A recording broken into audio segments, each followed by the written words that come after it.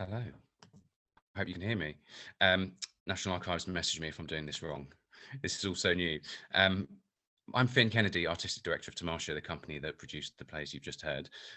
Thank you for joining us. It's been a real pleasure to have a night at the theatre, or a virtual night at the theatre, after the kind of year we've all had, and a live element to it as well. I'll introduce everyone in a moment. I just wanted to say that I listened to both of those plays again, obviously knowing them really, really well, and what a pleasure they were. We've yet to work out what the virtual equivalent of clapping looks like, but if you want to have a go in the chat, maybe with some emojis, then please be our guest. Tamasha is a touring theatre company, or was, and we still are, still here, I'm pleased to say, but we've branched out into audio dramas, actually pre-pandemic. As a bit of an experiment anyway, because there's so much going for audio dramas in all kinds of ways. Sarah was absolutely right about drama and its ability to bring history to life, but there's something about audio drama being especially well placed to do that. I think it's because it doesn't just tell personal stories, it's so intimate. It's in your ear, it's in your head.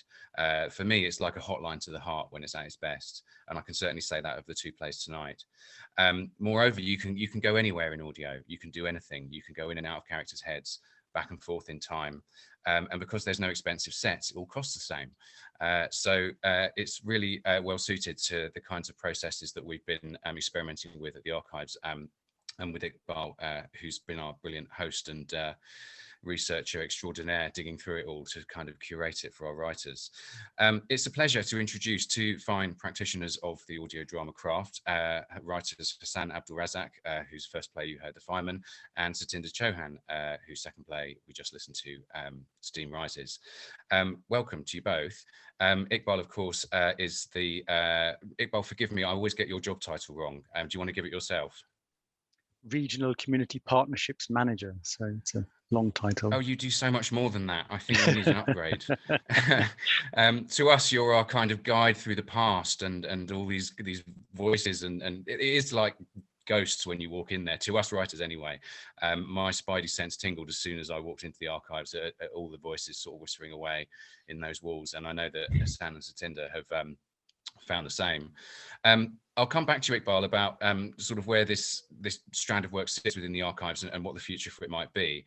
But I'm going to field a few questions from the chat eventually as well. But writers, don't worry about that. I'll do all that.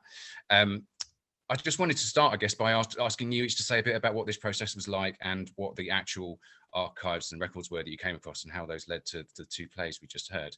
Hassan, would you kick us off? Sure. So this was really kind of a wonderful opportunity to revisit the National Archives again. I had done a previous project with you, with Tamasha, and with the National Archives, and this time it was the records that Iqbal had uncovered about the Yemeni sailors. They were really in little fragments. They were snippets of conversation. And one of the fun things of when you open one of these files, these sort of documents that have been sort of sat there for years and years and years, and you're opening them, is to assemble them, is to put them together in some kind of order and to get a story together. And it's almost like you're sort of fading in and fading out, because you fade in and you get a bit of the conversation that's happening about these characters that are in correspondence often with the Home Office or with some authority who have some kind of problem, and then they disappear from the record. And so the challenge really, because there were little bits of stories, the one that caught my eye was this father-son, Ali Thabit and Ali Abdul, who and we had little fragments of their letters, and so they gave me a little bit of a voice of these characters, but not, and I wanted to stay true to that record. So that was one piece of information that was really useful. And then I also came across a record of this. It's almost like a play by itself. It's a transcript of trade union representatives pleading with the Board of Trade against the Arab sailors, against the Yemeni sailors, saying, let's kick them out, let's send them back to their country. So it was really a matter of putting these together and trying to find a way to link it. And that's when I came up with the character of Sahar, who's a modern day character that can look back at the past and put these pieces together. Brilliant, thank you. Satinder, how was it for you? Well, I hadn't been involved in the previous project, so for me it was quite a revelatory experience. It was incredible. It was incredible to work with Iqbal, who I think prepped us brilliantly. We walked in and there were files piled high for both of us. Hassan was dealing with the Yemeni sailors, and I was focusing on the Asian sailors. And you know, just to be able to take file by file and immerse ourselves in the lives of, you know, of sort of forgotten narratives, I think. It was, you know, it was quite extraordinary, and there were so many different characters. I think it was that was the most. It wasn't overwhelming, but it was so rich. It was so rich to encounter the breadth of lives of people who were coming over at the beginning of, you know, sort of 20th century into the 1920s, and just getting a glimpse, because of course a lot of the files were bureaucratic. So you are dealing with official documentation, and it's about trying to read between the lines of what is written in those files to get a sense of what these men's lives were like and what they were about. And the fact that a lot of those files and the official documentation were very accusatory and suspicious of these men. So, you know, a lot of them were sort of detective chases as well. You know, the men would disappear, and then there's a lot of ducking and diving going on, especially with my files. Men disappearing, sort of jumping ship once they reached the port cities in the UK, and you know, detectives and constables would be on their tail. So, you know, just really lovely kind of picaresque, itinerant, almost ready-made stories that we just needed to delve into and sort of shape. And it was just a real treasure trove of real life material. And I think both of us felt a sense of responsibility to bring those voices and those, you know, those men's lives to life. And Iqbal had also given me a brief, actually, where he had said that he wanted me to focus on the voices of the missing women, missing women's voices in these men's lives. So for me, that was Nazma, who, you know, was the wife left back home. It could have been a mother or a sister. The women left behind, but also the women that they encountered here, primarily the white women that they encountered here, who were found in the pubs and sort of cafes and boarding houses. So yeah, there was, you know, it was that beautiful weaving of just real life and imagination, and just such a privilege to be able to be part of all of that. Wonderful, thank you. Iqbal, this isn't the first time you've worked with us in this way, and it's always a good sign when partners want to come back to us. Tell us about what is so effective about unleashing artists and writers in particular in the archives, and what you hope to achieve. No, it is an important question, and I think the thing is that the archive is just one story. It is just one view, and I think we all want to be able to enrich that process and those files by these other stories, and often writers and dramatists and theatre makers can do this wonderfully. And I think both Hassan and Satinder demonstrate the craft in an excellent way, where they, as they've said, read between the lines, fill in some of those gaps and provoke us to think in other ways. But also I think it's actually kind of extending and sharing these stories to much wider audiences and making it their own. So not just the writers, but these wider communities of interest that might find these stories that click and make some sense to them. And Hassan's play does it beautifully with this kind of story of Sahar, who's, many generations later picking up a story. And I think, again, with Satinder's piece, you've got this ability to then bring in those other voices so that it's not just the story of these men. And I think she does that beautifully in trying to really bring out how women, in particular in this story, particularly vis-a-vis sort of India and that South Asian subcontinent, their role at the time and the kind of things that they're challenged with. So, I mean, this is the richness that writers bring to this kind of process. Great, thank you. Tell us a bit more about what you might, how else these plays might be used after this evening's launch, because I know there's regional in your job title, and you travel the country a fair bit and do various talks and workshops on behalf of the archives. Is that a sort of potential ongoing audience for these and a way to unpack the subjects you're interested in? I mean, we're working currently on a lesson plan with one of our education officers, Catherine Collins, and that's going to be launched very shortly at the Historical Association. And the plays we're going to encourage teachers to use the plays to, again, get young people to really imagine beyond the lesson plan. And the image that you see of Jan Mohammed that we've used in the publicity, I mean, we're taking his case and trying to use that to, broaden out the story. And I think that's really, really important to understand that these stories are based very much in the archive. And Hassan described, the actual names of the people that he was working with. I know that Satinder worked on a particular file about Hassan Khan. It's a real story of a man who did go to Liverpool and he was in a relationship with a white woman. And there was an incident in a factory. But it's this kind of ability to take that and get young people in particular, but adults as well, to kind of get interested in these files, in these stories. And the plays, I think, act really brilliantly in doing that. So yeah, I'd love to do some regional touring. So if there are people on this call, that want to see this, once COVID is a little bit less dramatic than it is at the moment, regional touring would be great. But through the lesson work, lesson plans and educational work, we'd certainly want adults and children and young people to engage with this material, not just in London, but internationally. I mean, these are international, transnational stories. Thank you. That's really exciting. It feels like we're onto something. I mean, one of the things that audio drama has over live theatre, one of the other things, is its longevity, of course, because once it's recorded, then it's there and it's very easy to do these kinds of events with a live bit at the end, perhaps. Pre-pandemic, actually, we did do these in person, didn't we? We did some, we actually invited people into theatres and introduced the work and then turned the lights off and listened together. And then had a Q&A afterwards, and that works really nicely as well. And in fact, because there isn't a set, you can do it in universities and classrooms and all kinds of places, really. So yes, very exciting. I hope there'll be more. I'm going to ask a couple of questions from the Q&A.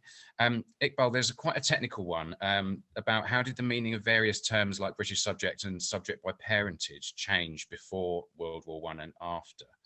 And where would someone be able to find the definitions of these terms as they were used at the time? I mean, Hassan's play touches on it. I mean, there is this thing going on in that period between British protected and British subject. It is quite technical, and I mean, I'm not going to now sort of launch into kind of all the details of how you might want to uncover that, but certainly Britishness was very, very contested at that time, and one needs to see it within the imperial frame. And I think we need to be careful not to see it from today and the kind of issues that we understand around citizenship or issues that currently are being dealt with, because this is in that imperial frame where borders and identities and who is a nation or who isn't are still really, really in their very, very early stages, because what you really have is this, overriding sense that you're still part of an empire, but the empire is not necessarily that well demarcated. And so you get these kind of confusions. That I think is the richness. But yeah, broadly speaking, there are two categories that we certainly are dealing with in these plays. The British protected person who has a slightly lower status than the British sort of subject. And that depends on where you're from. So in the case of Aden, you are a British subject if you're born there. But if you're in the hinterlands, the lands outside of Aden, you're known as a British protected person. So that's just a simple sort of illustration. Thank you. And are these listed anywhere on the archives website? Do you define these terms? I mean, the archives website, I think what we're working on with the education team is to build up more and more of the understanding to explain this. But I think we need to take a staged approach because, as you know, taking the empire in, takes quite a few gulps. you can't take it in one big gulp, one go. So there's lots of things to explain, but we're certainly working on that to try and improve people's understanding of what was going on at the time. Thank you. I'm always wowed by the amount of material you hold. I sometimes like to terrify writers new to these projects by saying that they hold everything, all the government's declassified records going back to the Doomsday Book. And there's always a moment of silence to kind of imagining what that might look like and how much space it might take up. And then you come to Q and you think, yeah, it's big, but is it big enough? So anyway, I've got another one from the chat. How did there's a couple actually writers about how you sort of construct. It's an interesting question. I'll ask them in both sort of together. So how did the writers bring together biographical / family histories and fragments from the archive to construct a whole character? How did they work with incomplete information in the archives? And someone else asked similarly, how much cross-referencing of material aside from the National Archives did you need to do to tell these stories? So there's a couple of things there, I guess. There's sort of plugging the gaps in the archives, which you've both alluded to before, because it is by nature fragmentary. And then I guess for us as writers, there's a sort of slightly artistic moral question about how much do you make up and where do you sort of draw the line around that, or how confident do you feel around that from these fragments? Satinder, can you have a go at that one? So I mean, there was such a wealth of material that I felt like I needed to incorporate quite a lot of it. And I guess it was trying to shape it into something. So even though I did use Hassan Khan's, gosh, I had a Hassan sitting across the table from me, and then I was also like offering some Hassan's file. So yeah, Hassan Khan, whose name was also Calendar Khan for some reason. I took a lot, obviously, from history, as Iqbal has explained, but there were other files as well, and just moments in other files in the lives of other sailors that I just felt like I really wanted to incorporate. So the torpedo attack, I think that happened to another sailor. I wanted to bring that in because it was very much about the lives that these sailors were leading at the time. You know, they did fight for king and empire. And then there was this contentious issue of how British were they, because of the hierarchies of like Britishness and race and nationality when they finally arrived in Britain. So all of these things were sort of thrown up together. And I think, yeah, it was about keeping to the real life stuff, but then just bringing in other elements, trying to imagine what those lives were like. These men were coming from, predominantly rural backgrounds, and, and they were coming to port cities, and they were coming to the mother country. Like, what would that have been like, sort of emotionally speaking, for them and for the people that they left behind and the people that they encountered? So, I think it was a real, again, just a weaving together of imagination and reality, but not wanting to leave those real voices behind. Mm. It was really interesting dramaturging both of these, because I remember that process, having to sort of fill in some of those gaps, and we'd kind of speculate from what we knew and what was kind of likely. So, for example, I remember asking you, why would an English landlady like the one in yours have an affair with one of these destitute, basically, Indian sailors who had like no prospects? And then with that sort of led into a conversation about, well, immediately after the First World War, a lot of men were either, gone or very traumatized. And then we started thinking about what Buhur was doing. Well, he was young, he was a fireman, he'd have been really well built, wouldn't he? He'd have been quite attractive because he had to be physically strong. So, so it kind of all fell into place, and you can kind of make it up without, within the realms of credibility. Hassan, how did you find it, filling in the gaps and also the line between fact and fiction? For me, I wanted to stay as close as possible to the fragments that I found. So it was really when I came up with the idea of having Sahar as a fictional character, purely fictional character created, that would bind these together. I could then stay true to the fragments I found and stay true to those voices. And Iqbal did a really fantastic job by providing us not only with these primary documents, but also with secondary material that helped to fill in the gaps. So I got very fascinated for a while. I kind of went down a rabbit hole of all these boarding houses. I mean, Satinder's play obviously covers that in great depth, but they were really fascinating sort of places. And I was fascinated by the Arab boarding houses where the owners would write letters on behalf of these sailors to the authorities, pleading on their behalf, and just imagining that kind of relationship. So that was, all of that was kind of useful material, even though if I didn't necessarily use all of it, it just helped to fill in some of the gaps. And having a character in the present, looking back, can act as a kind of detective trying to put this together, almost like the same act of me trying as a writer to put these pieces together from the fragments. Thank you. I remember likewise working on yours, and what I thought was such a smart decision was to turn a problem like the fragments issue of the archives into a sort of creative solution, which was, well, you need an interface between past and present, and you need to take the audience there.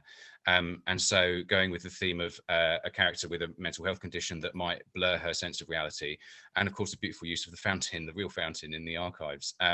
So again, a nice example of taking kind of what was already there and pulling it together to make a really satisfying whole. There's some more questions in the Q&A. Lots of lovely comments and applause of a verbal kind.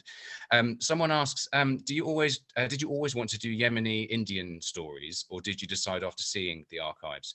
Iqbal, I thought that perhaps I know that you had the focus on those particular areas. I wondered if you could put that into context of the research that you're currently doing and kind of, because it's sort of chronological almost. You're working your way through the 20th century, as far as I can tell. The 1920s in particular, the interwar period is something we really are looking at. But I think India and Yemen have a particular connection because, I mean, India was a sub-imperial power at the time. I mean, Yemen was part of, it was being governed via sort of India, as it were. So the British Empire had this kind of layers of governance, and that I think is important. So that I think did add to it. But certainly this year we're looking to develop some of our research moving on into the Caribbean, the men that came from the Caribbean. And there are many stories, as you can appreciate, but particularly this idea of colonial seafarers, or what at the time was referred to as coloured. Really did kind of, it's touching in on this area of the Yemenis, the Indians, those from the Caribbean, from Africa. And I think these are the kinds of stories that we're trying to sort of really bring out. This whole thing about, people offering their services, making that once British, always British is their claim, that we served. And then the problem that arises, particularly in the interwar period, when that's suddenly being questioned. And I think that opens up many issues that I think we're still, only on the foothills of, addressing. Thank you. One of the joys actually of working for a company like Tamasha is that we have access to a huge amount of diaspora artists. And so we do, to some extent, we've had these conversations, Iqbal, about kind of matching writers to certain histories who, will be particularly invested in them.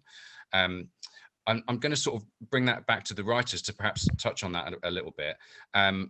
About investigating these particular stories, but also in relation to one of the questions from the chat, which asks, are the experiences of these sailors remembered in the countries they migrated from? And I just wondered, Satinder, with your knowledge of South Asia, and Hassan, yours of the Middle East, whether you could answer that at all. I'll nominate Satinder. I'm not actually sure, I do wonder how well known the histories are known back in sort of India or Pakistan. And my character comes from he comes from close to Karachi, and at that time it was India. But I think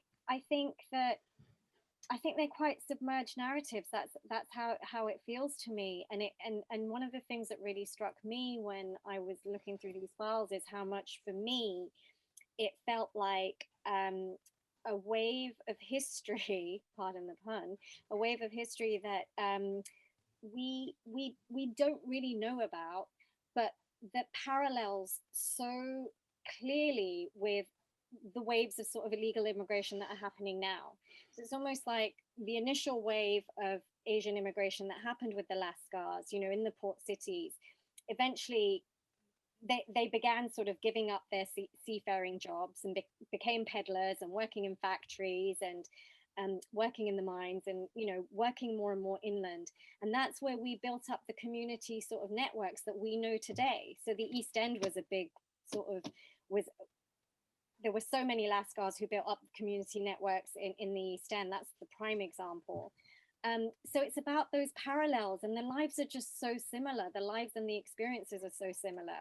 So I'm not sure. I mean, I'm not the best person to know about, you know, whether they're known sort of back in India or Pakistan, but definitely for here, I think they have so much relevance in terms of our contemporary experiences as well. And for us to kind of join the dots and see, you know, how it began for us, how we turned up. Because I always thought it started with my grandfather turning up in the 1950s, you know, and it was post-war immigration, but actually it goes further back than that, and these were the sort of initial pioneers in a way. Great, thank you. Hassan, do Middle Eastern countries have archives in the same way as we do, and are these histories held or housed in particular ways? It varies from country to country in their interest in archives. I cannot answer specifically about Yemen, but I would imagine the Yemen has been severely brutalized over the last several decades, and especially now, more recently with the latest war. So often, just drawing from, I'm originally from Iraq, drawing from my experience on Iraq, I mean, often places could get destroyed physically, and that might have happened in the war in Yemen in terms of archival places. However, there is, regarding the Yemeni sailors, there is something called the Yemeni Project, which I came across while researching this. And this is something based in the UK, but they kind of documented the lives of these men and celebrated them. And it's available. They have a Twitter handle and they have a website. And I just wonder whether that project has had the opportunity to take some of that history back to Yemen. I'm just speculating, but I wonder whether there's been this kind of contact. So that might have happened. Other places in the Middle East that have much better records would be somewhere like Egypt. They're very good at archiving. The Lebanese also are very good at these kind of projects.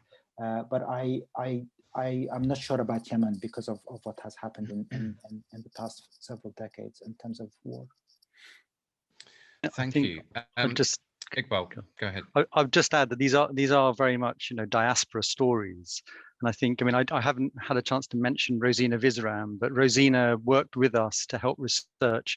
Rosina is one of our foremost sort of pioneering historians, but she very much did the work in this country to help us, you know, understand these stories. And other historians have done a lot of that work actually, you know, in places like London, you know, or in Britain, as it were, or in other sort of places where outside of, say, South Asia or the Middle East, where these people went and worked and lived. And so I think that's important to acknowledge that, that these are diaspora stories, and often it's the diaspora that's picked them up and really made them their own. And they've in some ways kind of returned back to, you know, South Asia, to what we refer to as the Middle East, in a sort of latterly. And I think that's something to just acknowledge as well. Great, thank you. We're almost out of time. We're due to wrap up around 9, but I'm sorry not to get to everybody's questions. But I'm going to finish with sort of 1 or 2, which are kind of similar. An artist asked, is there any way an artist can work with the National Archive to research a story about British Asian history they're writing? And someone else asks about the public accessing these materials. That I know, even I know the answer to that one. Yes, anyone can, and part of the projects like this is to encourage you to go down to Kew and check it out. But Iqbal, can any artist just kind of pitch you a project?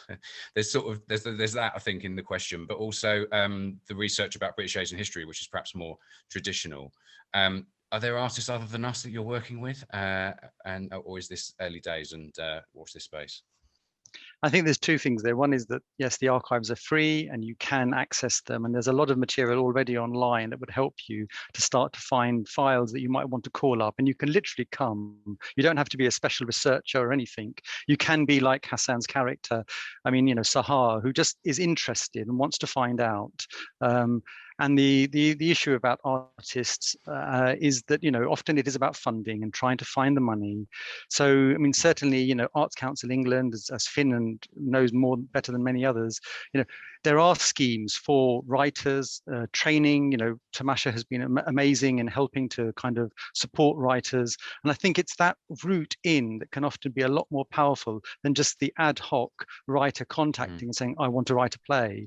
Because I think the important thing here is to then join up lots of different dots, bring our education team in, really sort of get the records ready, think about the themes that we're working on so that we're also planning alongside. I mean, 1921 census is about to be released. For us, the 1920s at the moment is a really big period that we're looking at.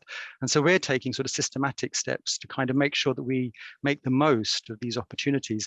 And as everyone on this call would appreciate, I mean, I think having some planning into that is important. So I'd encourage people to first go through companies like Tamasha and also obviously touch base with the Arts Council of England. Thank you. Yes. On which note, please do come and say hello to Tamasha. We are a fully funded, fully functioning touring theatre company, which has an unusually large artist development programme for a small touring company. Do check out tamasha.org.uk and follow the developing artist links. There's a newsletter you can sign up to for various opportunities and training. And yeah, this is, I think at the moment, is a kind of collaboration between two organisations, Iqbal, isn't it? But who knows? It may be one day that the day will come when individual artists can kind of this work sort of evolves into a platform within the archives, which is more kind of year-round and permanent. But it's been a real pleasure to R&D it with you over the years, and to have such a wonderfully attended public-facing outcome as this. Here's to many more. Thank you to all our panelists, Iqbal Singh, Satinder Chohan, Hassan Abdulrazzak, and of course our speakers at the start from National Archives, who've been so brilliantly open in allowing us to tread through all these fascinating records. I hope we can do it again. Apologies, audience, if I didn't get onto your questions, but I hope that this conversation will continue in other forms online, because these plays are bound to crop up. Are they going to be put on the Archives media player, Iqbal, for anyone to listen to? I mean, ultimately, the aim is to obviously share the richness of all this work. So certainly we've done that with Loyalty and Dissent, which were the plays that, I mean, Hassan contributed to and Tamasha helped. So yes, I mean, that's the objective, is to make all this material as available as possible. Brilliant, thank you. All right, it was a virtual sign-off in that case. Another bit of uncharted territory, which I've no idea how to do. It feels a bit brutal just hanging up on you all. But thank you. Thanks to our audience. Thanks for the great questions and the lovely engagement with these beautiful pieces of work.